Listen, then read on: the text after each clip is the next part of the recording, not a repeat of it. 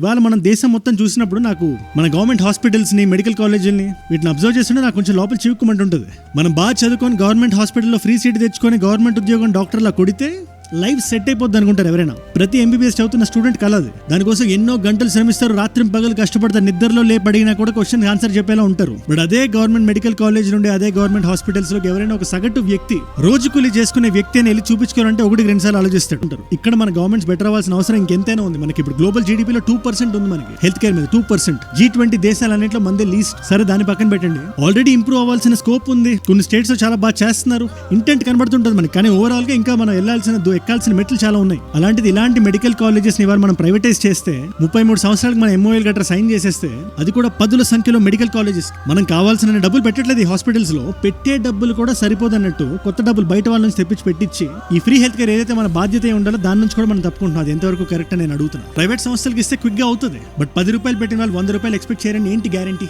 వాళ్ళు పెట్టేది 10-20 రూపాయల 6,000 కోట్లు పెడుతున్నారు. 6,000 కోట్లు నాకు 20-30-50,000 కోట్లు కావాలనుకుని దిగుతారు వాళ్ళు. అలాంటి పబ్లిక్ ప్రైవేట్ పార్ట్నర్షిప్ ని ఇవాళ మన గవర్నమెంట్ మెడికల్ కాలేజెస్ చేస్తుంది విత్ ప్రైవేట్ కంపెనీస్.